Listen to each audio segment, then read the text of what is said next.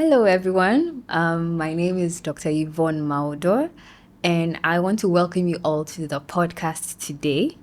We're going to talk about an exceptional and inspirational organization. It's called Mentorship for Youth Development, commonly also known as Menfyd Foundation. And today we're quite blessed actually to have the founder of this organization. I'm going to give you a small description about her. So she happens to be a mother first off. She's also a wife. She is a qualified physician as well as a clinical nutritionist. But what tops it all off is the fact that she is actually the first and youngest physician appointed to a head of state in Ghana. So we're dealing with the big leagues here, okay? So without further ado, let us all welcome Dr. Bettina Boohene-Andah. Right. Welcome so much. Thank you, Yvonne. It's a pleasure to be on here, and I'm ready for whatever you're going to ask me. It's not much, but we're very excited to hear from you. Right. Yes. My first question is just to know, what was the genesis of Menfyd? What was your trigger that made you think, no, I need to actually create this foundation? Well, as you said in your introduction, I'm a physician by training, a clinical nutritionist as well. So that is actually my profession. But my passion is more of youth and gender mentoring and making sure that the girl child is empowered and the youth are trying to stay on the straight and narrow. So when I was made a physician to a sitting head of state, who was President John Kufuor, several years ago, over 16 years ago, I decided after we were done that I would put together a book because I have a mentor, and that brings us to mentoring, and we'll be talking about that soon. But I have a mentor who, may his soul rest in peace, Professor J.O.M. Pobi, who was a cardiologist par excellence. And he said to me, you can't do this job, being the youngest and the first female, without cataloging your journey. So I started right from the beginning writing a journal for anybody who knows President Kufuor knows that during his term of office, we traveled a lot. Not only foreign travel, but local travel as well. I went to places that I never would have ever in my life gone. And so I catalogued all of that. So once I was done, he said to me, you need to put together a book.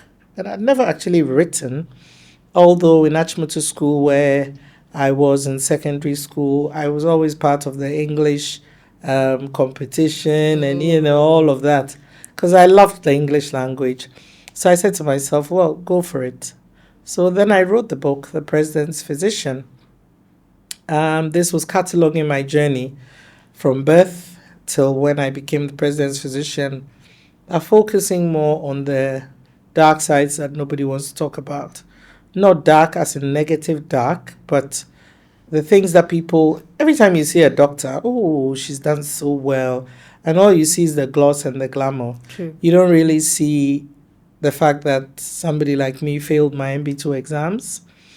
I failed miserably. I had to repeat the year, something I'd never heard of because I thought, hey, I was fairly bright. To get into medical school, you can't be, Yes. you have to have some You must have intellectual some capacity. substance. Yes, exactly.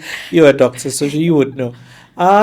So after writing the President's Physician book, which sold over 5,000 copies worldwide, I decided, no, I shouldn't stop there. I should actually impact the youth with my story. So mine was more about storytelling. And so I said, you can't do things, for example, you're going to ask for sponsorship for an event. You can't go and say, oh, guess what? My name is Dr. Andah. I'm the author of The President's Physician. Okay, so we're going to write you a check. Who should we write it to? Oh, my person. Nobody's going to allow that. Apart from that, you have to increase your capacity, human resource. And therefore, I said, let me put together a foundation. Initially, I was very averse to it because we've seen what foundations do. Yes. It's just an avenue for people to collect people's money and do nothing with it. So I said, if you go and say you're putting together a foundation, people are going to be, oh, well, we've heard this before. But I was determined that my foundation will be one with a difference. And it will be visible that I'm doing some work and I'm not taking people's money or sponsors' money and spending it on trips abroad and all of that. So that's how Menfyd was born. Okay. So if I'm getting this right, Menfyd is your third baby. Let us call it that. Yeah. Okay. That's You're right, it very, is. very, very inspiring. So we've now given birth to Menfyd. We've started walking. We're starting to do different tasks, and we're trying to reach out to the youth, especially young girls. What past projects have you done which you feel like you have made a lot of impact with, in particularly to Menfyd Foundation? Right. So the first one, which is still ongoing, the book is still in circulation, is a president's physician. And after that, I said to myself, no, I shouldn't just impact the girls alone, because I'm not the only one who has been the first of something, or who is passionate about the female child, or, is passionate about the youth. So I reached out to friends of mine who are in different professions. Some of them were in banking, some of them were lecturers in university, some of them were lawyers, some of them worked in the hotel industry. And every time I'll speak to somebody, I'll tell you the first thing. You must be prepared to tell your real life story, warts and all. It shouldn't be something that you're just going to give us all the gloss. Everybody hears that, but you should be prepared to. So some of my friends actually backed out, because there are certain aspects of their lives they don't want to talk about. Expose. Yeah. So we put together the Story of Our Lives project, and that was in 2017, 2018. We toured the whole country, except the 3 northern regions at the time, because I think there was something to do with elections or district elections or so. We just wanted to make sure that we were going there at the right time. And we regret it, because by the time we're ready to go there, unfortunately, a lot of the mentors, some of them don't live here, although they are Ghanaian, they're traveled. But anyway, we did at least 7 or 8 regions. So what we did was that we put together SHS students from 5 schools in the region, 40 students per school, females. Okay. So we had 200 in each region, and we would meet at one of the senior high schools. And then we would tell them the story of our lives. Simple. So the mentor would stand there. They have 15 minutes, 20 minutes to tell them their life stories. And it was amazing, Yvonne. I mean, there's a friend of mine who had never spoken about her sexual harassment. In fact, her sexual abuse. It wasn't harassment, it was abuse. There was another one who had never spoken about the fact that being childless was a big issue for her. She didn't have a child. She was married. There was also one who spoke very, very clearly about the fact that she never felt loved in her family. And so very eye-opening stories. And what happened was that afterwards, the girls will come to you and say, oh, my friend, mommy, I want to talk to you about my friend whose uncle, she's been complaining that her uncle has been, but then you know that it's them. And so we impacted these girls, and we had a way of them getting back to us. To ask questions, and we told them that you can be anonymous. Just send us an email, because in those boarding schools they normally don't have their phones. Yes. So WhatsApp and all of that. So we gave them an email address, and it was phenomenal. I mean, the feedback we got was really good. So that was the first project that we did, which impacted a lot of lives.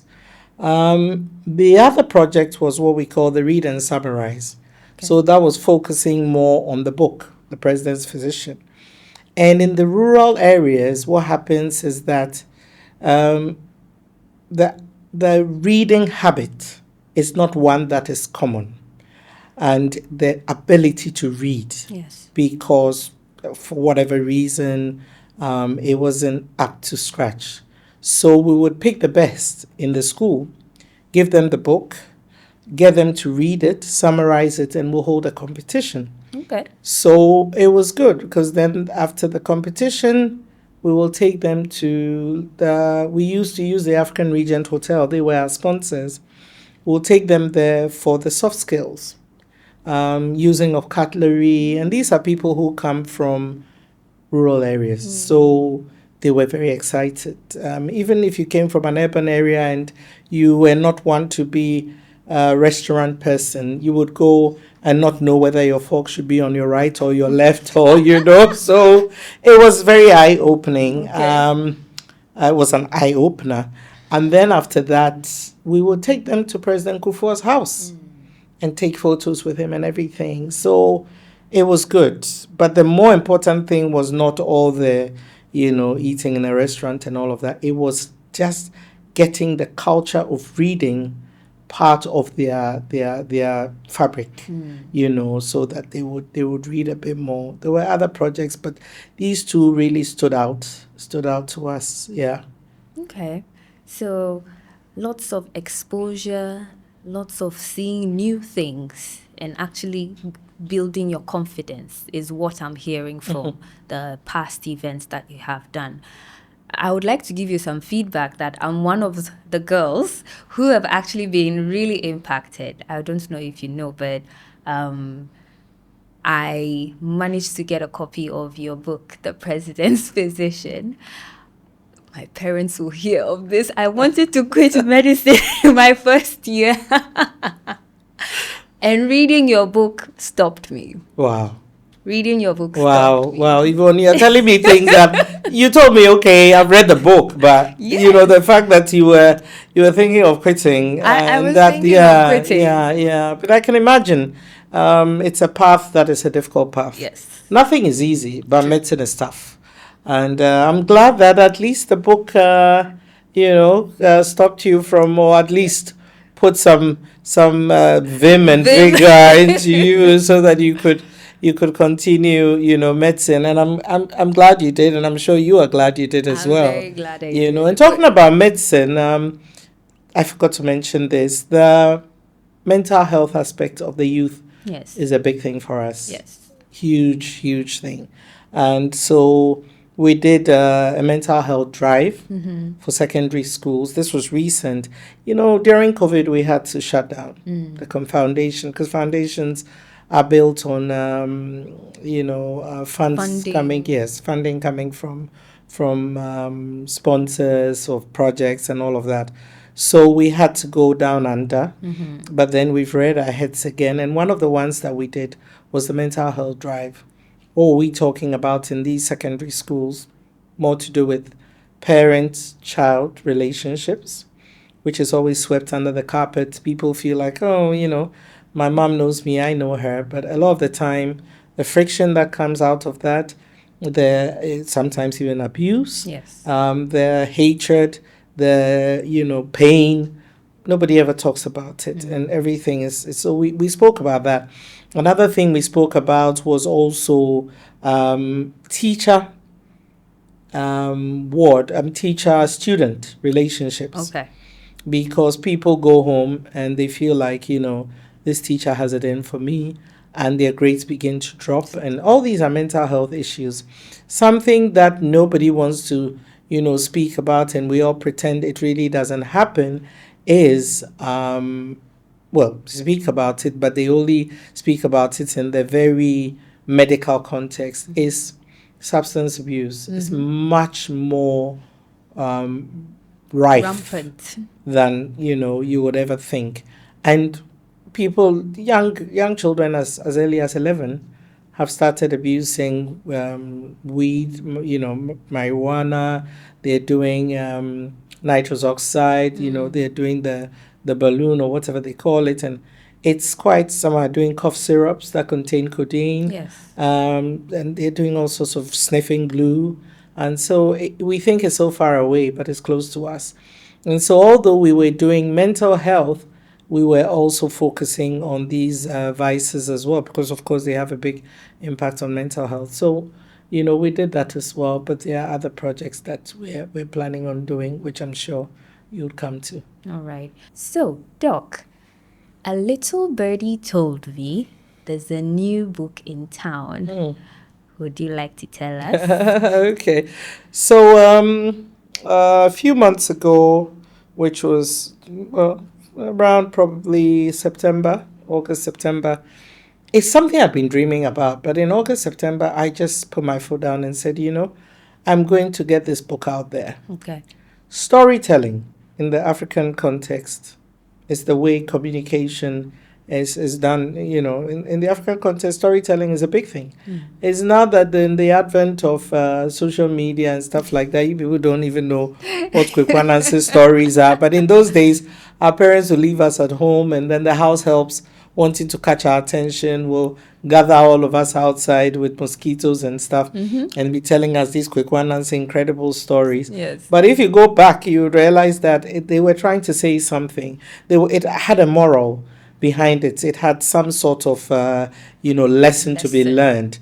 So I said, well, why don't we go back to storytelling as a way of mentoring people, as a way of empowering people, as a way of getting it out there that, look, the road is not easy, but you can make it. So the same thing that we did for Story of Our Lives, going around telling people the story of our lives, but verbally, this time I said, let's put it in a book.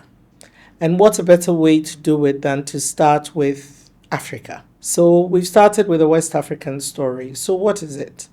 It's the 5x5 project. 5 stories, very compelling stories by 5 African women. And of course, West Africa is made up of several countries. But we couldn't have too many people telling those stories in a book because reading, as I said, even for you and I, can sometimes be a bit of a chore, yes. Although now there are ebooks and they are easier to read. So we said, let's stick to 5.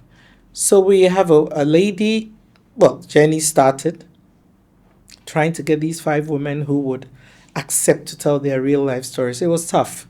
In Gambia, for example, I spoke to about 3 or 4 women who had been highly recommended. And by the time you're halfway through, they're like, oh, well, let me have a think about it. I'll get back to you. But then there's a Gambian woman who, her name is Miss Kodujeng. Okay. And she is the founder of Women in STEM. She's in 16 countries. She's a telecommunications engineer. Wow. And she said, Dr. Andah, I'm down for this. So she's written a beautiful story coming from a certain kind of background and underprivileged. And now look at where she is. So she's told us her story. The Nigerian mentor, and I'm letting the cat out of the bag even before the book is launched, but the Nigerian mentor is Miss Hansatu Adegbite. Okay. If anybody has heard, you probably have heard of Wimbiz. Yes. So she was their president for quite a long time. Okay. And she's an amazing woman. Has a story to tell about her life thus far. And then also she, marriage, how it didn't quite work for her, her young adult boys, her impacting the world through UN Women, because she's a consultant for UN Women, and she's a chartered secretary as well, very widely traveled. So that's for Nigeria. Then we have a lady from Benin. Her name is Mrs. Maris Lokusu, and she's the Director General for CDCB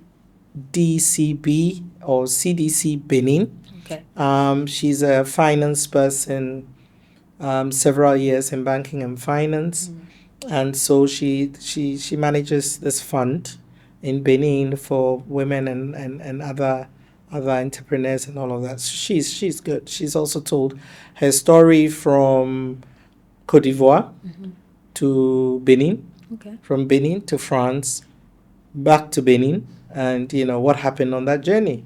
And then we have La Côte d'Ivoire. So in La Côte d'Ivoire's story, we have a lady called Miss Kadi Fadika Koulibaly, and she's a very, very astute finance person.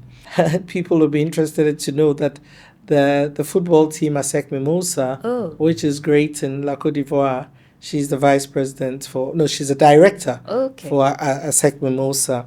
But she's also a fund manager, lots of finances, managing a lot of of finances and projects.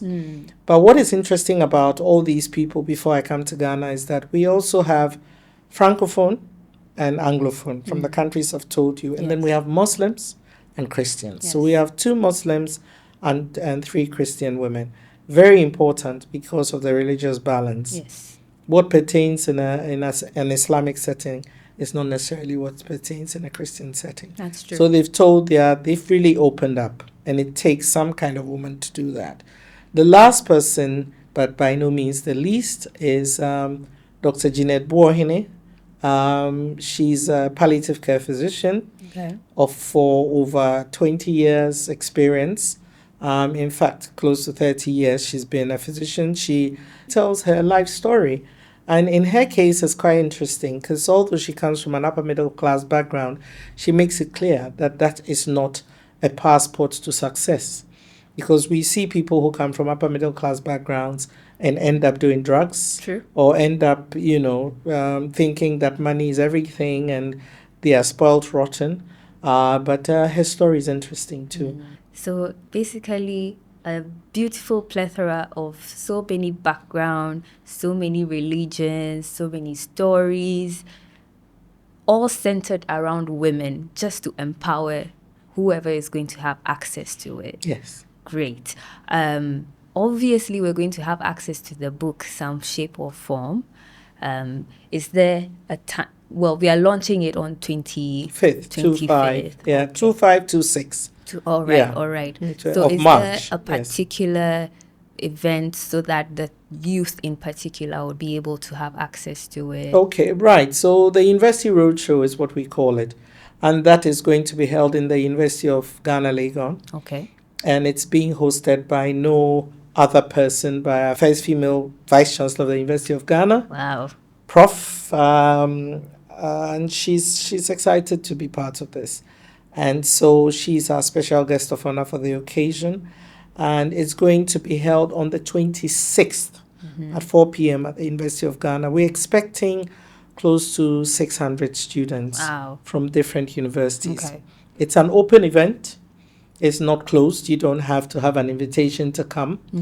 And come and listen to these women speak about their real life stories. They would not have 100 hours to speak about it. However, they would have at least 20 minutes or so to speak about it. And then we'll have a one-on-one after that. Okay. Not one-on-one literally, but at least you'll have access to these women to ask all your questions.